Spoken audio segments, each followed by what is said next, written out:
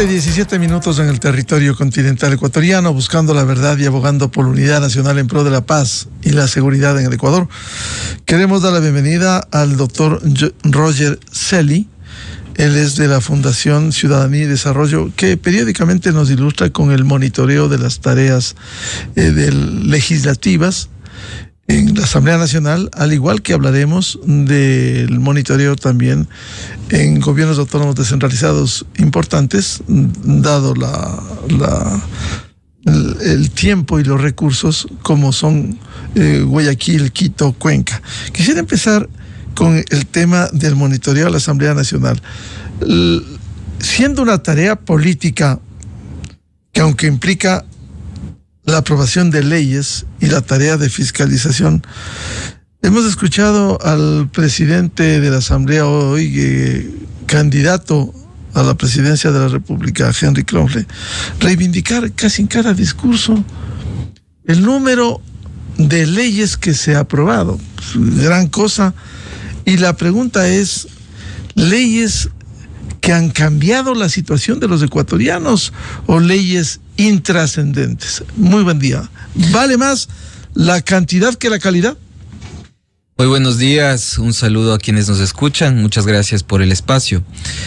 No, desafortunadamente cantidad no implica calidad, y ahí podemos comenzar a analizar tanto las cifras, pero lo que realmente le interesa a los ecuatorianos es el impacto que podrían generar, evidentemente de manera positiva, las normativas que aprueba la Asamblea Nacional.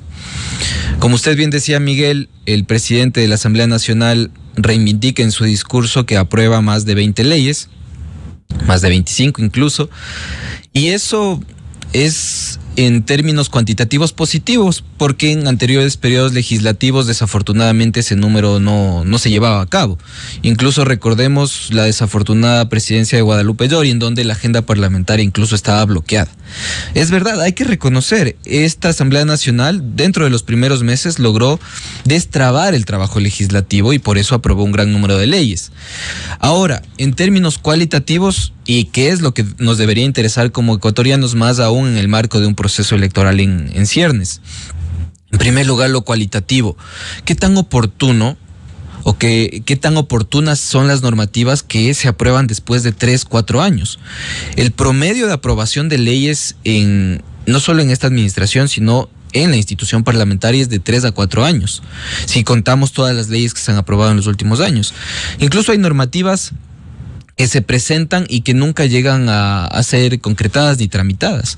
Hay una normativa de fijación de límites territoriales de hace muchos años que no sé por qué no hay voluntad política de tratarla. Hay normativas como el Código de la Niñez y Adolescencia, por ejemplo, que lleva más de 10 años en discusión. Y hoy en día el país no cuenta con un Código de la Niñez y Adolescencia. Código del Trabajo, y podemos reforma al Seguro Social. ¿Esas son las leyes que quisiera el país? Y yo digo, Miguel, ¿cuándo? Siempre que nosotros analizamos a la Asamblea Nacional y su coyuntura, nos dicen, no, pues ahorita analizar el Código del Trabajo es imposible porque las fuerzas no dan. ¿Cuándo, Miguel? 10, 20 años después, ¿cuándo va a dar calidad un parlamento para poder debatir algo tan sensible como el tema laboral? Claro, estamos abocados en un proceso electoral, no es el momento, pero en la Asamblea no hay momento. Nunca hay momento para tramitar temas relevantes. Es por eso que incluso la ciudadanía percibe que la Asamblea Nacional está desconectada con la agenda ciudadana. La agenda parlamentaria desconectada con la agenda ciudadana. Tratamos con toda la relevancia e importancia que tienen los gamers en el país, es una nueva tendencia, pero se trata una resolución de esta materia. Quizá eso pues... Una regla como fue el acuerdo sobre el día del bizcocho o la carne de Santo Domingo de los Áchilas, con todo el respeto a esos productos, pero eso no cambia la vida de los ecuatorianos. No genera un impacto y ahí pues podemos pasar a un segundo punto, que es la pertinencia. En este corto periodo legislativo se han presentado más de 200 proyectos de ley. Es verdad que se han aprobado muchas leyes, pero de esto que se ha presentado actualmente, que son preocupaciones de los legisladores actuales, se ha aprobado apenas el 3%. 3%. Es decir, que el trabajo de la Asamblea Nacional e insisto, no solo de esta legislatura, yo apunto a un análisis institucional de lo que pasa en la institución, más allá de las administraciones, de los políticos que están siempre de paso. Y es que las legislaturas en los últimos años lo que trabajan es el trabajo pendiente, el trabajo estancado, la tarea que no han cumplido otras legislaturas. Entonces llegan los procesos ya avanzados y ahí se aprueban. Entonces la pertinencia de las normativas es lo que nos preocupa también y debería ser analizado por los ecuatorianos a la hora de votar, ¿no? Hoy deben reintegrarse luego de la vacancia legislativa. Habrá reunión del CAL. Seguiremos hablando del tema legislativo, pero también la de fiscalización. Está en debate la fiscalización, juicios políticos que se han planteado, que renunciaron, hubo una decisión judicial. Este es un lío porque hay un dictamen de la Corte Constitucional en donde se prohibió expresamente a los jueces ordinarios que no acojan acciones constitucionales contra las decisiones políticas de la Asamblea. Pero también la Asamblea está abocada a respetar las resoluciones de autoridad competente. ¿En qué queda esto? ¿O es un desorden jurídico en el Ecuador? Desafortunadamente, el tema de fiscalización y control político de la Asamblea Nacional sigue siendo un tema solo de cantidad y no de calidad. ¿A qué me refiero? Los procesos, que son más de 20, que incluso rompen récords al respecto de lo que han presentado en materia de enjuiciamientos políticos en otros periodos, no cumplen 3 principios básicos de la fiscalización y el control político. El primero, ¿qué tan oportunos son estos procesos? El segundo, si estos procesos cumplen el debido proceso. Y en tercer lugar, y especialmente, si es que estos procesos están orientados a garantizar derechos humanos. ¿A qué me refiero? Voy a poner un ejemplo muy sencillo para partir de eso con el análisis de juicios políticos. Sucede que en materia de salud, en algún gobierno no se entregan los recursos, por ejemplo, a las unidades de diálisis, para que las personas puedan acceder a este servicio. Es un tema delicado, es de derechos humanos. Y si es que esta autoridad no entrega los recursos, ahí debe ser fiscalizada por la Asamblea Nacional. No con un tinte político, sino con o politiqueros. Para que se corrija esto, exactamente, se atienda la política esa necesidad pública humana. Eso es un juicio político, Miguel, usted lo ha dicho de forma muy clara. Acá no. Yo lo que veo en estos últimos años son juicios de conveniencia política, que es distinto, en donde lo que se busca es politizar el discurso y más aún en una arena electoral. Claro. Eso es lo que estamos... Por ejemplo, en este momento censurar y destituir a la ministra del Interior, Mónica Palencia. Por ejemplo, habría que probar ahí 3 cosas. Primero, si es un juicio político oportuno, si goza del debido proceso, si todo ha funcionado adecuadamente, ahí ya tenemos complicaciones, lo que usted mencionaba, la sentencia de la Corte Constitucional. Para adelantar, han hecho caso omiso, eso es lo que se pretende, para adelantar el juicio político en contra de la fiscal, por ejemplo. Ahí, por ejemplo, ya vemos un problema del debido proceso, porque la sentencia de la Corte Constitucional, y así lo manifestábamos, es muy clara, y dice que la Asamblea Nacional debe resolver sus asuntos de control político. La justicia ordinaria no lo puede hacer.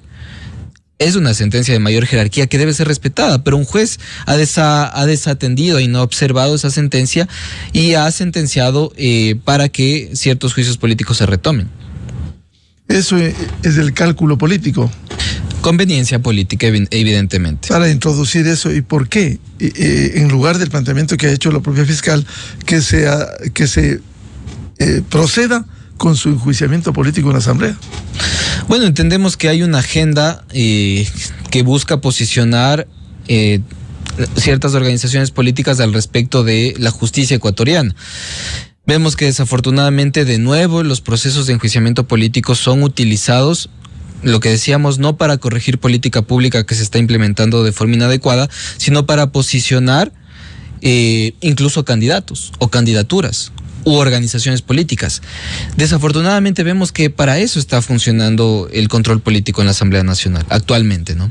Y el juicio a la fiscal general, que es uno de los juicios importantes, más aún cuando la fiscal ha pedido que por la situación de su salud se reanude ese proceso, al que lo ha calificado de narcojuicio político. Es gravísimo lo que ha dicho. Bueno, insisto, yo desde el punto de vista institucional creo que la Asamblea Nacional es responsable de manejar un debido proceso, de presentar argumentos de cargo, la fiscal de argumentar sus posiciones de descargo también, y luego siempre digo que los juicios políticos más allá de los argumentos son votos. Entonces claro, dependerá de... No importa los argumentos, si tienen los 70 votos contra la fiscal o 92 votos contra una ministra, no importa. Y esa es una muestra de que institucionalmente la Asamblea Nacional no funciona adecuadamente y que los procesos de fiscalización y control político deben reformarse evidentemente. No solo en la Ley Orgánica de la Función Legislativa, yo incluso noto falencias en la Constitución de la República del Ecuador. Creo que en los últimos años hemos evidenciado con mayor profundidad que la Constitución debe ser reformada. En materia de elección de autoridades, en materia de control político, de pesos y contrapesos, de justicia, de funciones del Estado. Nosotros seguimos de manera muy cercana las reformas que se hacen en la Asamblea Nacional. Pero en los últimos años, bueno, al menos en los últimos 10 años hemos visto que estas reformas no funcionan. La Asamblea Nacional trabaja, se demora en tramitar y en reformar 1, 2, 3 años temas fundamentales de la estructura del Estado, pero a la hora de implementarlos no funcionan. ¿Por qué? Porque la norma constitucional no está funcionando para la dinámica que tiene el país.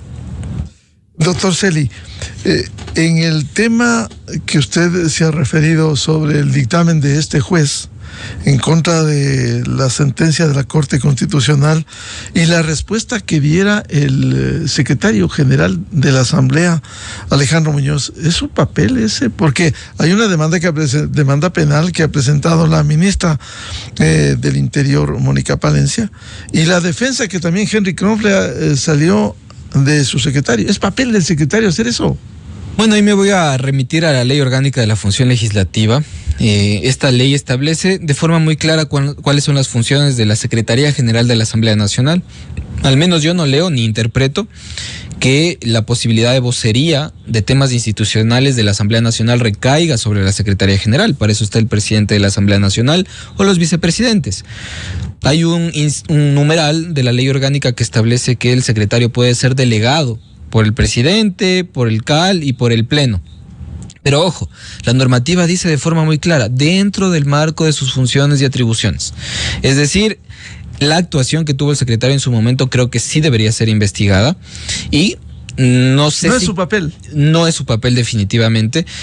¿Y quién debería pronunciarse para que exista mayor legitimidad al respecto de la sentencia de este juez que ordena adelantar ciertos juicios políticos? Es el CAL.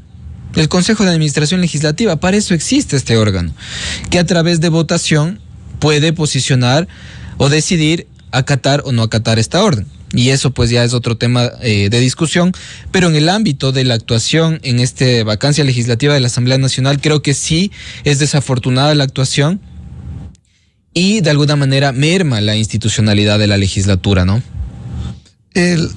Ahora, en esas condiciones, ¿qué va a pasar con estos juicios?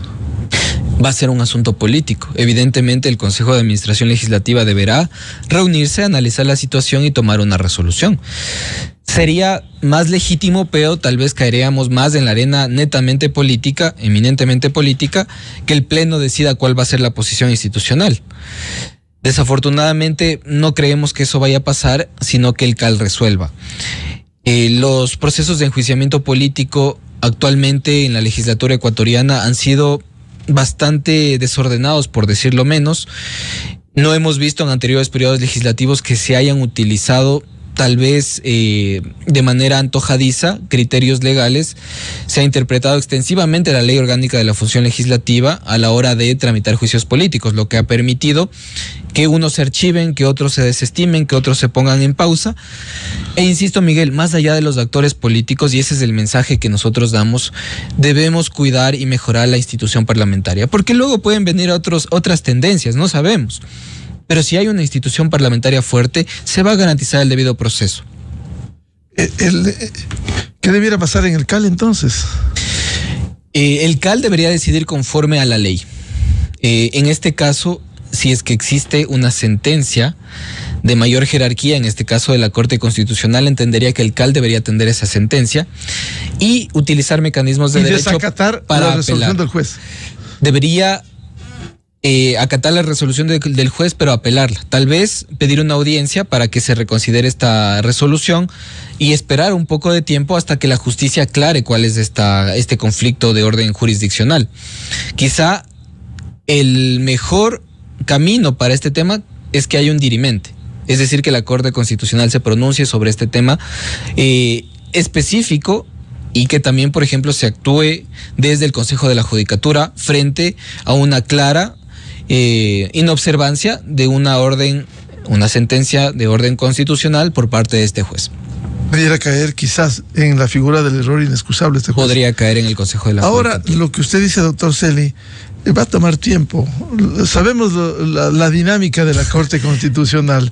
Y mientras tanto, los políticos, los politiqueros y los asambleístas, muchos de los cuales van a renunciar ya para ser candidatos, les interesa, mientras más pronto, mejor, desde el punto de vista del interés político electoral.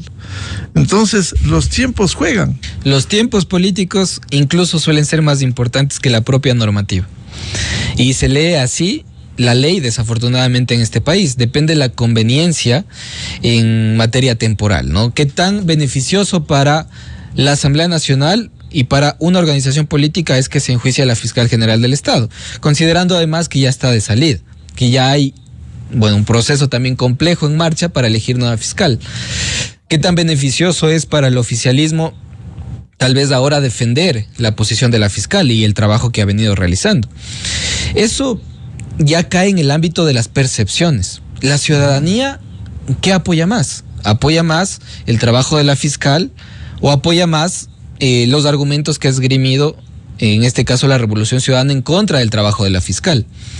Esa lectura la están haciendo las organizaciones políticas, pero eso es riesgoso, insisto, para la democracia, porque ya no estamos hablando de política pública, de argumentos, de instituciones, sino estamos hablando de un índole netamente electoral, y eso debería preocuparnos como sociedad, que todas las decisiones que toman nuestros políticos no tienen que ver con un horizonte de mejoras a la calidad de vida de las personas, entiendas, seguridad, impunidad en la justicia, falta en atención de salud, problemas en la educación. Eso no están viendo nuestros políticos. Situación laboral. Empleo, situación laboral.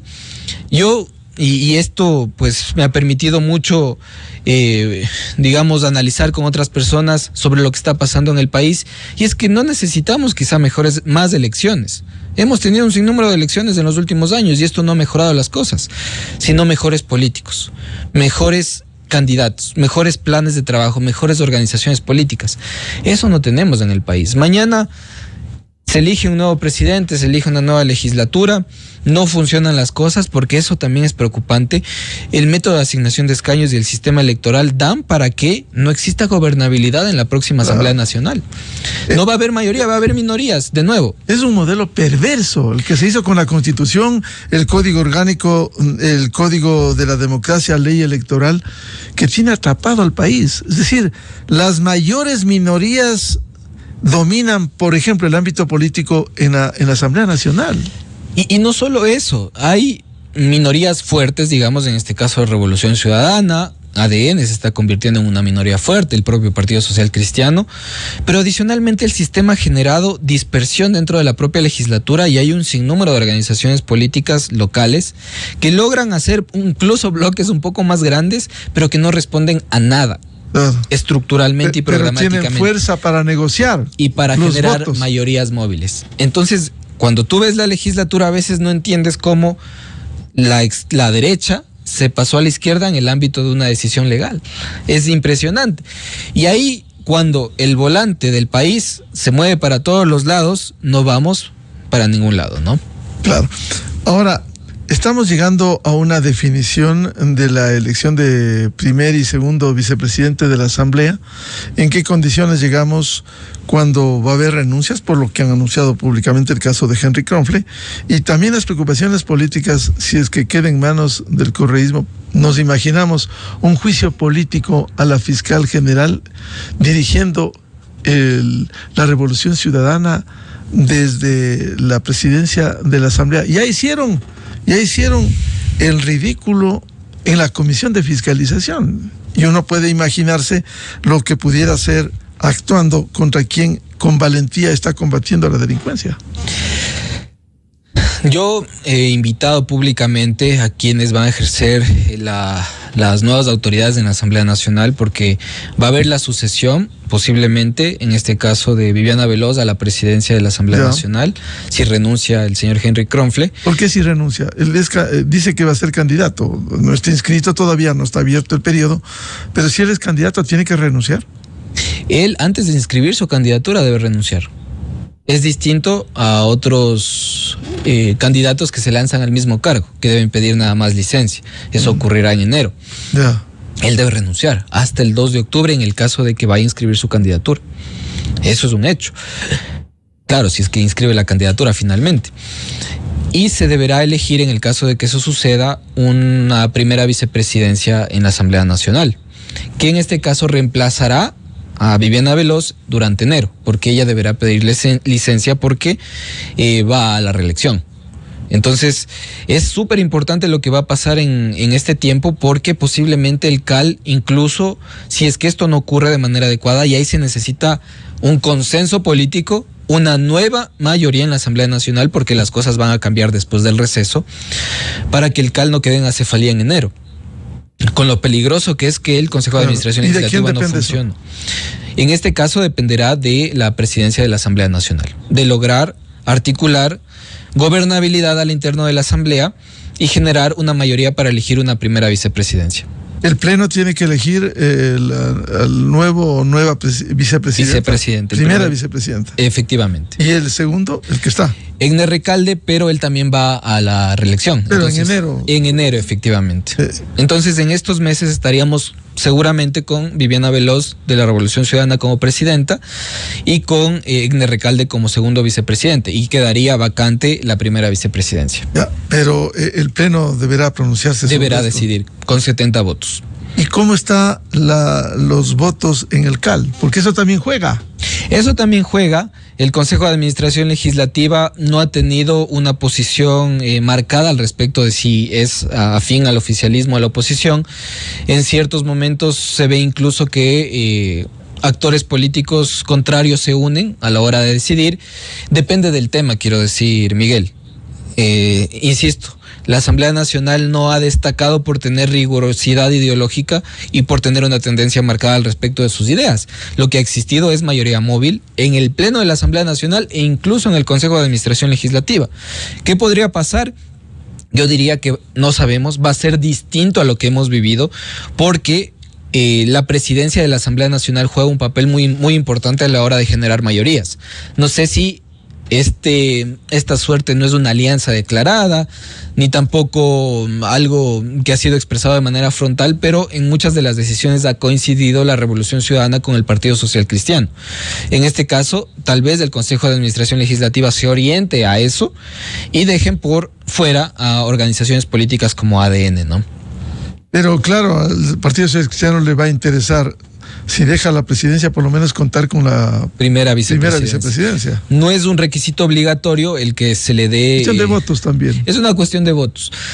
Las vocalías del Consejo de Administración Legislativa sí deben ser repartidas equitativamente a las bancadas que están en la Asamblea Nacional. Pero hay ejemplos de que no lo han hecho, ¿no? No lo han hecho, efectivamente, a pesar de que sí lo dice la ley, pero la presidencia y vicepresidencias ya es un asunto netamente político.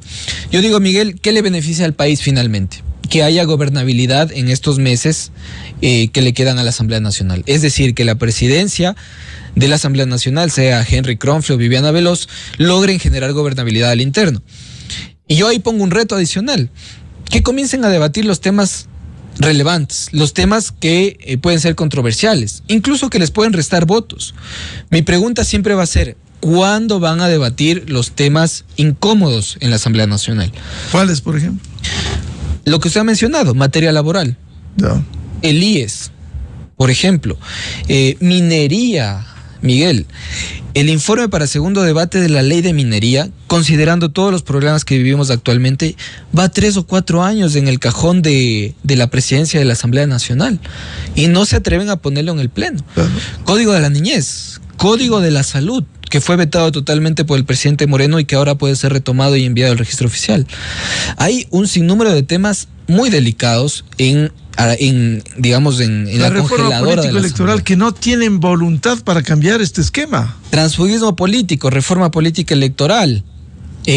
La Asamblea Nacional es una asamblea en los últimos años de coyuntura. Lo que pasa en el país y con toda legitimidad. Coyuntura y juego de intereses. Y juego de intereses. Y se comienza a tratar eso. Pero los temas estructurales se van dejando de lado.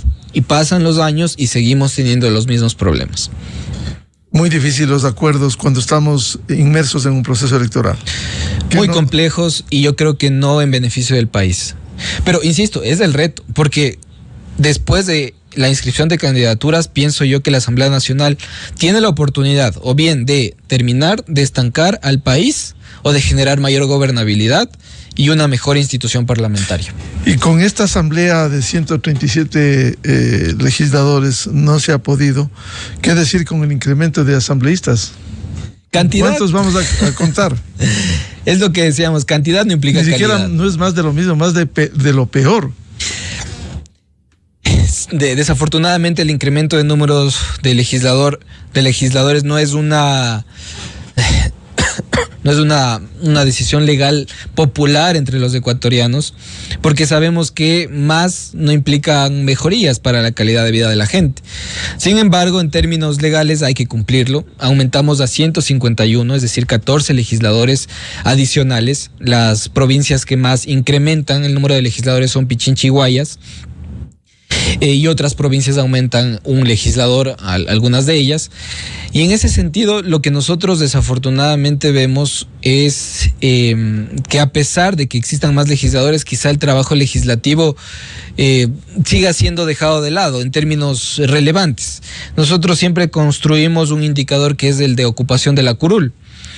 Y Miguel, siempre menciono esto porque nos preocupa que se aumente con toda legitimidad, insisto, porque eso es un tema legal, el número de legisladores en el país, pero que muchos de ellos incluso faltan en más de 3 veces de 10 votaciones en la Asamblea Nacional, es decir, un 30% de las decisiones, que es lo más importante que hace la Asamblea Nacional, tomar decisiones, faltan.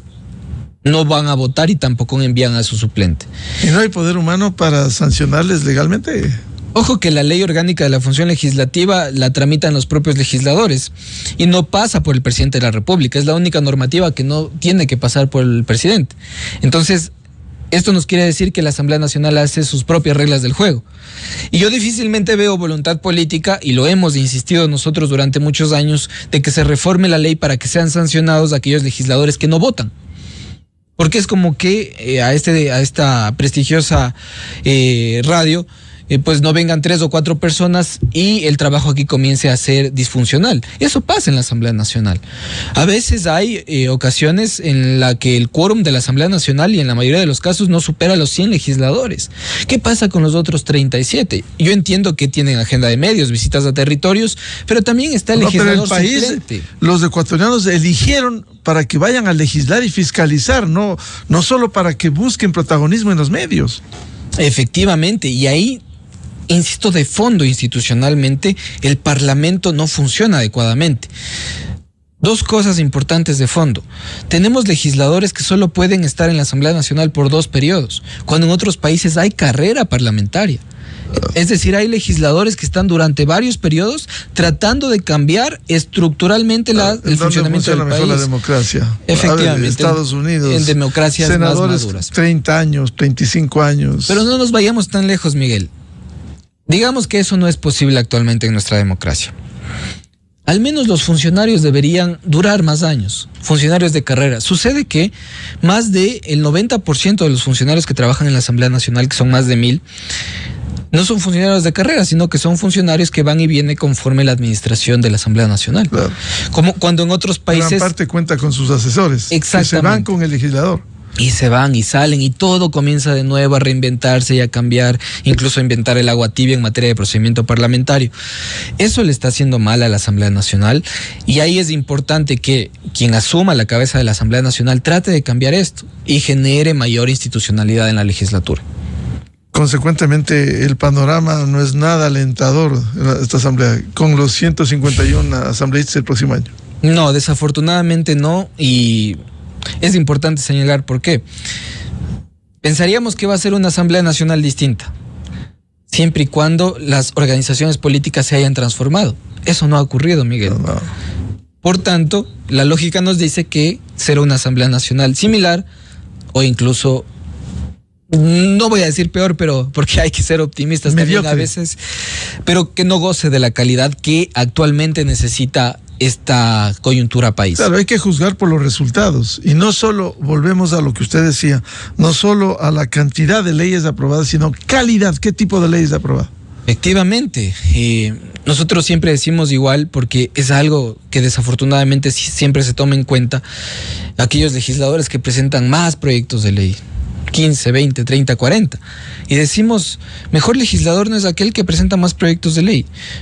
Quizá para la ciudadanía, mejor legislador sería el que defiende sus proyectos de ley en la Asamblea Nacional, los promueve hasta que se aprueben, los discute, los debate, invita a la ciudadanía, a la sociedad civil a argumentar, a los destinatarios de las leyes. Muchas de las normativas que están destinadas a cierto sector de la sociedad ni siquiera son consultadas. No sé si usted vio también, entiendo que sí, la ciudadanía, el debate de la ley para animales no humanos, más o menos así la denominaron. Sí. Y muchos de los sectores que iban a ser afectados o beneficiados por la ley no habían sido consultados. Entonces estamos hablando de una legislatura, y volvemos a lo mismo, desconectada de la agenda ciudadana. Quieren poner textos y leyes. O sea, y eso no es riesgoso. Correcto. ¿Ah? Es riesgoso. En los últimos años hemos visto que el procedimiento parlamentario incluso ha sido manoseado. Y voy a poner casos porque esto parece a veces que es un discurso de memoria, cuando hay casos específicos. En las reformas de la Ley Orgánica de Movilidad Humana se incluyó una disposición, yo no sé si positiva o negativa, no soy experto en materia de diplomacia, pero se incluyó un texto no debatido que buscaba reducir la edad para ser embajadores. Insisto, no sé si es positivo o negativo, quizá los jóvenes sí amerita que estén en el exterior, no lo sé, pero lo que nos preocupó es que se incluyó sin ser debatida y se iba a aprobar dentro del trámite legislativo. Es decir, fue una normativa sastre, que es lo que nosotros llamamos, dirigida a una persona en particular, incluida en un momento final ya del trámite legislativo, sin mayor debate. Eso está ocurriendo en la legislatura también. Cuando se entiende que la legislación debe ser, en términos generales, de interés público. Y no para beneficiar a una persona. Efectivamente, sino ¿de qué estamos hablando? Ahí estamos hablando posiblemente de una legislación hecha a la medida, ¿no? Que es desafortunada para los intereses públicos de los ecuatorianos. En el monitoreo que ustedes hacen en la Fundación Ciudadanía y Desarrollo, ¿qué cree que va a pasar estos días cuando estamos inmersos en un proceso electoral? Bueno, la Asamblea Nacional en primer lugar deberá revisar esa agenda parlamentaria que se creó en noviembre, enero, diciembre y enero, y se presentó finalmente, en donde vemos que desafortunadamente al menos un 25% de esa agenda ha sido aprobada, pero nos queda pendiente un 75% en términos legales. Creo que es importante que esta Asamblea Nacional haga un catastro de toda la normativa que existe, y voy a dar un dato que tal vez le preocupe a usted también, Miguel. La Asamblea Nacional ya cumplió 15 años desde que inició su funcionamiento. Se han presentado más de 2.500 proyectos de ley, pero desafortunadamente apenas del 50% se han tramitado ya en el Pleno de la Asamblea Nacional. El otro 50% quedó por ahí en alguna comisión, en alguna instancia de la Asamblea Nacional, y no se sabe qué pasó. Cada proyecto de ley nos cuesta a los ecuatorianos. Cada legislador nos cuesta al menos $15,000 mensuales, entendiendo el sueldo del legislador, los asesores, los viáticos, los viajes, en promedio, ¿no? El trabajo en territorio, dicen ellos. El trabajo en territorio y demás. Está bien, yo digo que el gasto público en el Parlamento es justificado. Menos del 1% del presupuesto general del Estado se gasta en la Asamblea Nacional. Pero eso no implica que el gasto no sea de calidad. Que el 50% del trabajo no haya llegado a trámite, a mí me preocupa. Me parece que ahí hay un problema a la hora de utilizar recursos públicos. Entonces, dentro de estos meses la Asamblea Nacional, entiendo yo, deberá sincerar esas cifras, cuántos proyectos de ley no han funcionado, quizá ver responsables y optimizar la agenda parlamentaria. Porque, Miguel, el país quizá no necesita más leyes y es necesario debatir eso.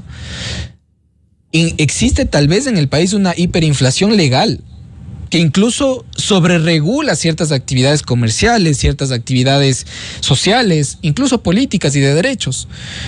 Pero ese análisis no se ha hecho. Siempre pensamos, y volvemos al inicio, que mayor cantidad de leyes es mejor vida para el país, y no necesariamente es así. Lo que en algún momento un reconocido y ya fallecido doctor Hidalgo López de Lexis Informática Legal decía: la telaraña legal no ha cambiado. Y existe hace 3, 4 décadas. Reforma tras reforma tras reformas. A mí me impresiona que siempre que abro el sitio web de la Asamblea Nacional aparece un nuevo proyecto de ley que reforma el COIP. Es, creo que, la norma más reformada del país.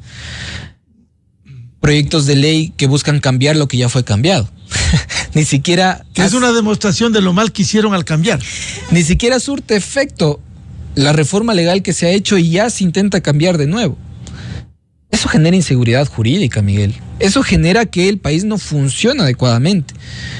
Parte de los problemas del país nacen de las instituciones que legislan, y no solo a nivel nacional. A veces nos olvidamos de lo local. También hay normativa que se genera en las localidades, muchas de ellas que generan de nuevo problemas para el funcionamiento adecuado de la economía, de la seguridad, salud, educación, etcétera. Entonces, Miguel, estamos viviendo problemas institucionales complejos que nos hacen pensar que hay que regresar a ver a la Carta Fundamental. Ojalá algún día, muy difícil cambiar esa Constitución de Montecristi que le tiene atrapado, secuestrado al Ecuador. Constitución nefasta de los famosos derechos, y no hay responsabilidades. A propósito de lo que decía de los gobiernos locales, doctor Roger Celi, quisiera preguntarle: ustedes hacen un monitoreo también, conocemos de 3 consejos, el de Guayaquil, Cuenca y Quito. Muy difícil por recursos monitorear a los 221 consejos cantonales que existen en el país, o los centenares de juntas parroquiales en donde hacen lo que les viene en gana en materia de recursos, en materia de salarios.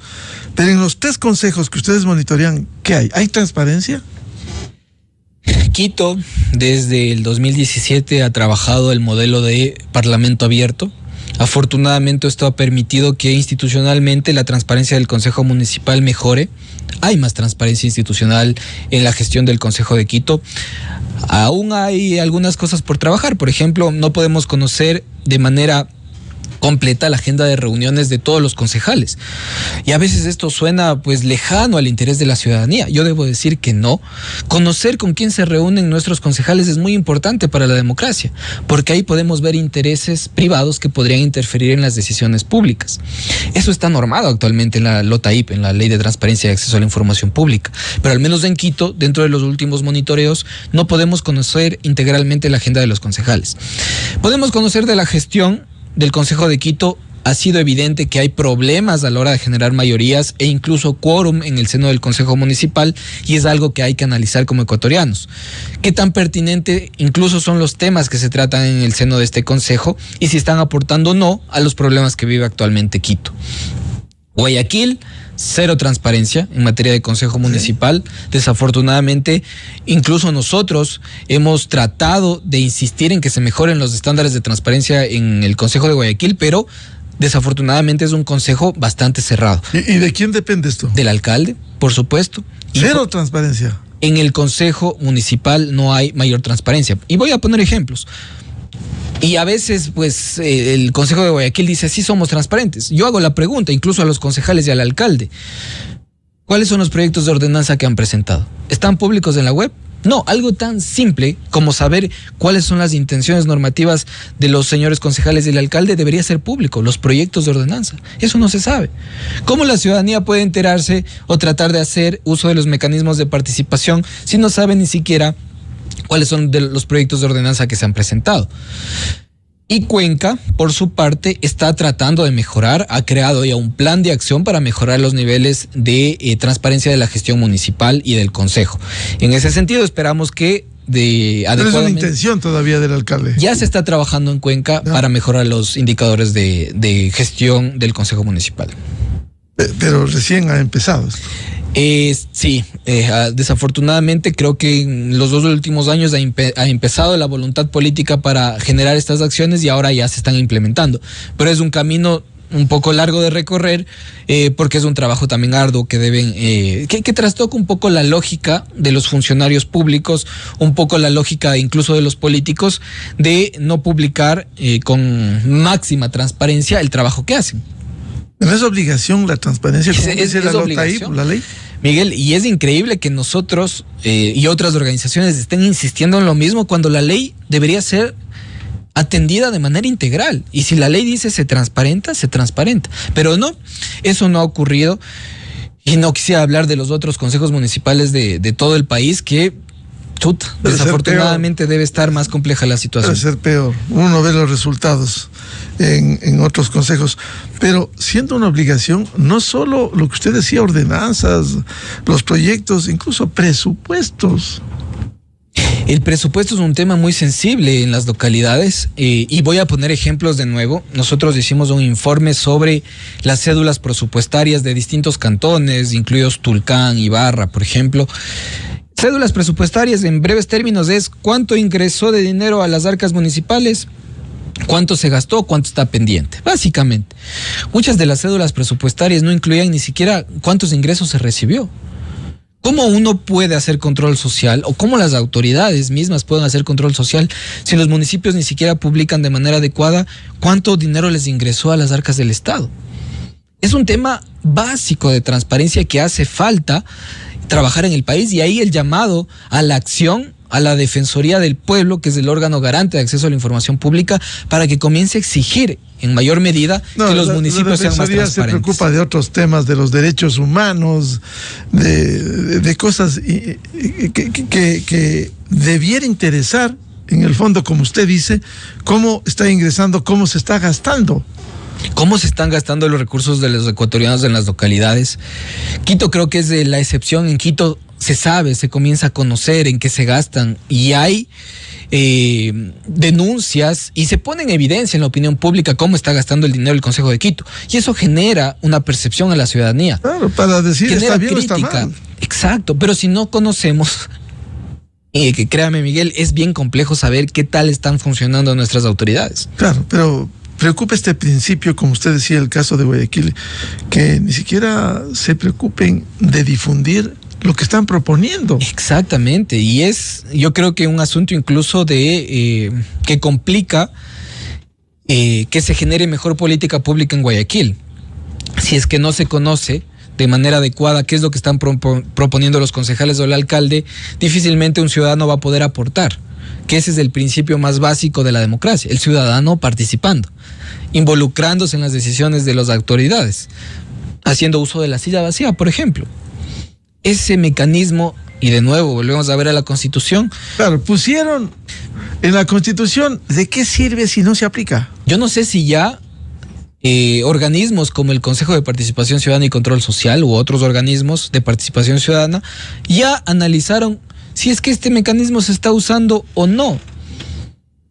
Algo tan sencillo. Ya han pasado más de 10 años en los cuales ya debía haber funcionado el mecanismo de la silla vacía. ¿Funcionó? ¿No funcionó? ¿Quién nos puede dar una respuesta al respecto de eso? Creo que falta información. Son 16 años de vigencia de la Constitución. Y los resultados creo que no son nada alentadores. Bien, muchas gracias al doctor Roger Celi de Fundación Ciudadanía y Desarrollo para hablar de estos temas de interés, las tareas de la Asamblea Nacional, que hoy debe reintegrarse luego de la vacancia legislativa y hay que asumir los desafíos. No quisiera concluir con el doctor Roger Celi, para consultarle antes en el tema legislativo, ¿qué debiera esperarse si aquí gran cantidad de legisladores van a aspirar a la reelección en un caso, o a la elección de otras dignidades en otros? Lo que vivimos en la última elección, en donde sucedió un caso similar y es preocupante, son curules vacías. Es decir, que finalmente los temas importantes de la Asamblea Nacional no se traten porque de manera adecuada, porque no existe el número de legisladores suficientes como para tratar un tema relevante. Desafortunadamente eso puede pasar. Y hay la invitación a los legisladores a no dejar curules vacías.